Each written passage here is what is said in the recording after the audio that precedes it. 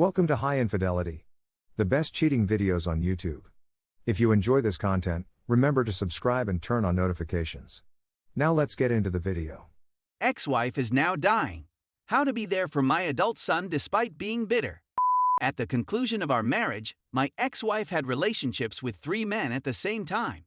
She was a manager who had to dismiss someone. That someone retaliated by calling me to inform me about one person. She was meeting him on her lunch break, which, after a little of trickle truth, revealed there were 3 men. She then spent a few hours, both face-to-face and over the phone, comparing me to one of the males she was seeing. This is in addition to the physical and mental violence she endured throughout her marriage. To verify the physical abuse, I have a scar and multiple medical expenses.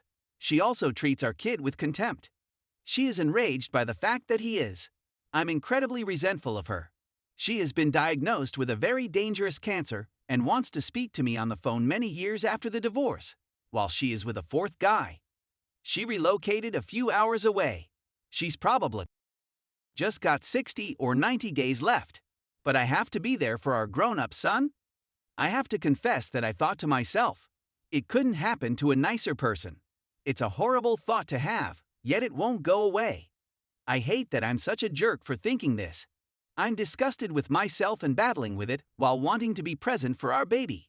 I'm a horrible, terrible person for having this thinking, yet it won't go away. I'm sick about myself because of this, and I don't deserve his love. But I have to be there for him. I despise myself. He deserves a better guy as a father. What should I do to get rid of this thought? How can I stop being so repulsive? How can I be there for my kid while being such a bad person with such a bad thought? Should I contact her via phone as she requested? Should I tell her she is forgiven, presuming that is what she wants to discuss? She isn't, but I can pass for her. Story 2. Pro-divorce. All of this occurred to me a few years ago. I informed a friend about my divorce, and she encouraged me to tell others. It began a few years ago. I assumed we were content. We were the stereotypical suburban professional couple. Financially stable, healthy, with a nice life and 2 children, 14F and 9M at the time. We seemed to have a good social life, in my opinion. We were going through one of those usual married couple snags. We were both working long hours and not spending enough time together. We were dealing with developmental issues with my kid, and tensions in the family were running a bit high. I noticed she was spending a lot more time messaging with her girlfriends on her phone. I didn't give it much thought.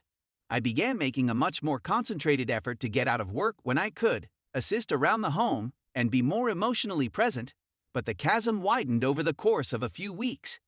When I powered up an old iPad for my kid to use, I ended up uncovering some texts by mistake. Her FB Messenger was still logged in, and there were a number of really dubious communications with a man from her hometown named Jim Bob Cooter, or JBC for short. The messages weren't wholly improper, but based on the timing and context of the communications, I could tell there were quite a few missing. I made a mental note to keep an eye on this and proceeded to attempt to mend things. The following day, after I took the day off to do some tasks I thought would make her happy and left her some beautiful notes telling her how much I admired her, she was back in the living room corner texting her buddies. I brought the boys' iPad to the office, opened FB message, and watched my wife tear me down in real time. Her and JBC were mocking me. All of my shortcomings, fears, and secrets that I had confided in my spouse had become fodder for her and JBC. Not only that, but there was an undertone to the whole chat, particularly when she was criticizing my performance in the sack. I was able to snap some screenshots, but I missed a lot of the text since she was erasing them as the discussion progressed. I wasn't emotionally prepared to approach her. I waited in the office until she fell asleep and then had a few beers. The following day, I went off and spent some time soul-searching, drinking, and trying to figure out what to do. When my wife arrived home and inquired as to what was wrong, I just coped and told her I had a hard day. I was watching the iPad as the train catastrophe continued to unfold a few minutes later. So started a few weeks of screenshotting, drinking, and distancing myself from the connection. I knew there was no turning back now. The communications had become obviously, with my wife fully engaged, and JBC was tossing in I love yous. I hired a lawyer, learned my choices, and began pushing ahead. Everything seemed very strange at this point. Watching the messages, I discovered that JBC was coming to town to spend a weekend with my wife at a good hotel. I was missing a lot of information.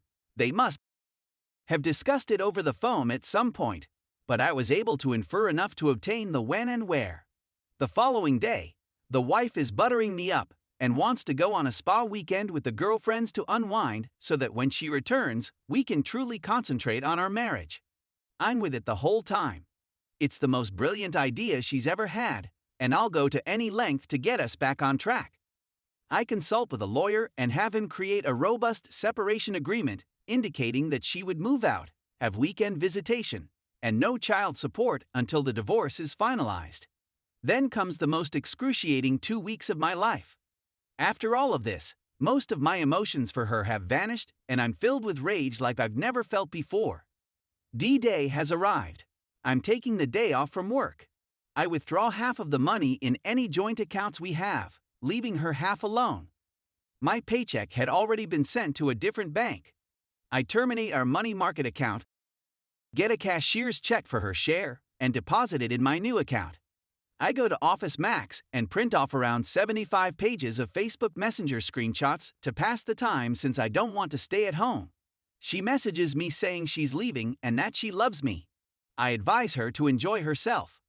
I arrive at the hotel about 8:30 a.m. and dial the wife's phone number from the lobby. It is sent directly to VM. They're probably already doing that, whatever the case may be. I approach the front desk and ask if I may use the phone to call JBC room. He answers the phone after 3 rings. JBC, how are you? JBC, could you kindly send my wife down to the lobby? JBC, I'm not sure what you're on about, man. Okay then. I suppose I'll have to phone Mrs. JBC and get her to come down here. It's all a ruse. I knew he was married and her first name, but that was about it. JBC, inaudible, shuffling, panic, you have 5 minutes. Click. Not even 2 minutes later, my wife emerges from the elevator, looking agitated. I take her to a seat in the lobby's far corner.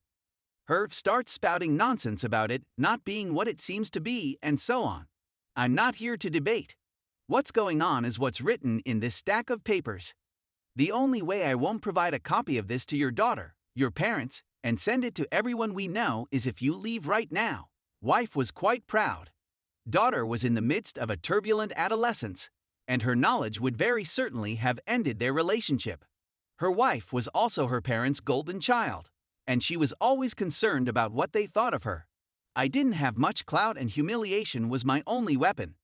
Her professional existence is also structured on her image, which I knew she would preserve at all costs. Her sniffle, mutter, unintelligible me. This is a check for half of the balance in the money market account. I've taken my part of the money out of all the other joint accounts. You should have more than enough to live on. She begins to sob a bit. I could practically feel the many ideas and emotions coursing through her mind, but now was the moment to keep pushing. Me. Here's a separation agreement that I believe is more than fair given the circumstances. I'll need you to review this, sign it, and leave it at the home when you receive your belongings. Do you wish to have a look at these screenshots? No, she says. Me. Okay. Have some fun with JBC. If you don't come back to the home, I'll email this, holds up ream of screenshots, to everyone.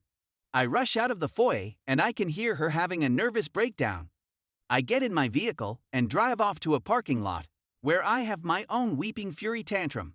Normally, I would have sobbed and shouted in front of her, but I managed to keep it together long enough to pull it off. I have no idea what she did that evening or during the weekend. She texted and phoned often wanting to chat.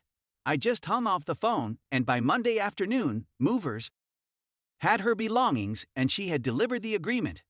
I let her have a conversation with the kids, essentially telling them that mommy and daddy need some time apart, that we still love them, and so on. Standard divorce jargon. After a week, she wants to have her first serious conversation. I oblige her since I already have my stuff together and know what I want, but I should listen to her out. She's really sorry. She wishes for a second chance. She wants to reclaim her family. She'll go to any length. She's on her knees in my lap sobbing. I have no intention of ever reclaiming her. I tell her she must arrange marital counseling on her own at a time convenient for me. I tell her that I can't live with her, but that she should spend time with the kids in order to keep a connection with them. So our new normal consists of her coming over to the home, preparing and eating supper with the kids 3 times a week. She always spared me a plate. I made myself scarce, cleaning the house and doing the kids' laundry, and then returning to her apartment. We went to therapy. It consisted of her working through her problems with the therapist to discover out why she did it, her pleading for forgiveness, and me playing the victim stoically. I wasn't going to give her a second opportunity. All I wanted to do was pass the time, establish myself as the major caretaker for the children, and establish her as not having residence in the home. I see my own therapist after a few months and am diagnosed with depression and PTSD. I ask my boss if I may work part-time for the foreseeable future to deal with personal concerns, and he says it's no great deal. After 6 months of treatment, I told her that I couldn't forgive her and that I wanted an amicable divorce, but she was still the love of my life, and maybe someday we might try again. She was heartbroken, but she consented to the divorce provided I vowed to try again someday. I wanted the kids to want to remain with me after the divorce was finalized. I left a Google search for how to endure your wife's infidelity open on the shared PC at home, and I left some printed out infidelity articles in the kitchen that weren't so concealed. My daughter discovered them and came to me in tears. I told her she wasn't intended to discover them, that her mother had made a mistake, that her mother still loved her, and that I would always be there for her. My daughter, who used to hold my wife in such high respect, would no longer speak to her without yelling, which destroyed her. When the court required statements from the kids a few months later, tiny brother followed big sister's example, and both wanted to remain with dad in the home they grew up in. I acquired the home when the divorce was completed. I had to buy out part of her equity, but that's okay. I was granted primary custody of the children. Because of the disparity in our salaries as a result of my part-time employment, I was granted hefty child support. Now, for the past 2 years, I've been able to live in the home with my kids, work part-time, get the Now ex to subsidize it for me, and when she takes the kids on weekends, I've been able to have my fun with Tinderellas and some FWB I've developed. In the perspective of my children, I am the patron saint of fatherhood because I always take the high road and am always there. In my ex's view, I'm the one who vowed away, the one she'll always ache for, and I get the added benefit of having her come over for whenever I want it by dangling the carrot of perhaps getting back together. That, however, is not going to happen.